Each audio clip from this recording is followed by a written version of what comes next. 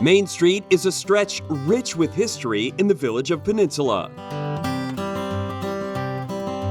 Historic structures such as a Bronson church line the thoroughfare, and often you could find people like Peninsula Foundation Executive Director Karen Walters, eager to share stories of days long past. It was named after Herman Bronson, who was the person who built the church.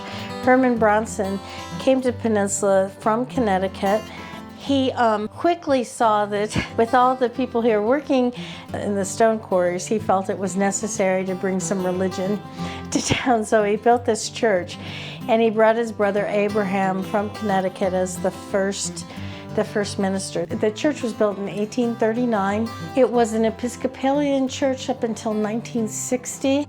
The church, which seats roughly 70 people, eventually found itself in the hands of Robert Hunker and the Peninsula Foundation. When he passed away, he had no legal heirs, so he put it all into a foundation and started his own board to carry on his legacy in the town. What we do is historic preservation of these properties. Bronson is now home to weddings, Christmas celebrations, and events, like the monthly Bluegrass Gospel Hour, part of the Voices in the Valley music series.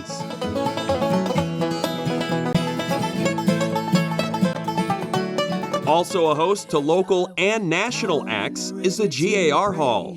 Studying about that good old way, and who shall wear the starry crown, good Lord, show me the way. Acoustically, it's as if it was built to be a music venue. Down in the river to pray. That's beautiful. Yeah. I love it, and it changes when you're up here, being on the stage. It does, just doesn't the it? sound and everything, and looking Yeah. at the unique curvature of the of the ceiling. You know, it's really cool. We've had a lot of discussion about that. Part of Peninsula's history is that it was a canal town. And we often wonder when you look at this, it is exactly the shape of a canal boat. It truly is, yeah, And, upside down. Yeah, and we think that, that's part of the acoustic quality. You only live once, and when you're dead, you're gone, so let the good times roll. When you're up here, I've had many artists come in and just say, wow, when you're on the stage, because there's something you'll notice. The stage was built like this. Yeah. Mm-hmm. And that's because back when this stage was built, the choirs, you would want the tall people in the back, but you wanted to see everyone. Yeah. So it's built at a little bit of a tilt. A unique feel coming It's up a here. unique feel. Mm-hmm. You can see that there's stage lights all up at the top. This stage at one time was the first motion picture that was shown in Summit County, and the screen is still up there. It's just a big cloth screen. It's all controlled by ropes over on the side. It was the home of the Peninsula Players at one time, so it was a theater. So it's had many incarnations, but like you said, currently we do music here. Let the good times roll. That's right. Performances aside, the G.A.R. is rich in historic significance.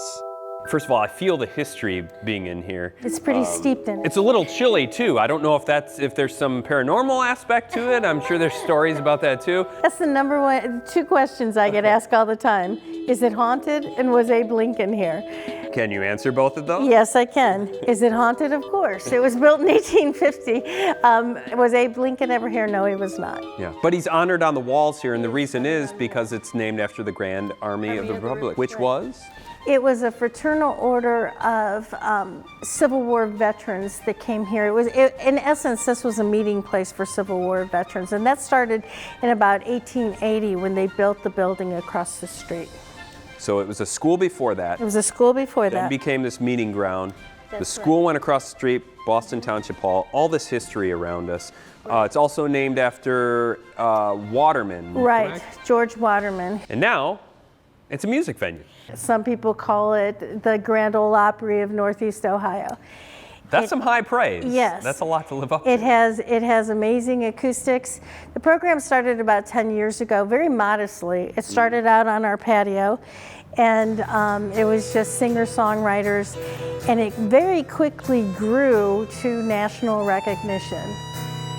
It just seemed like a great repurpose of an old historic building.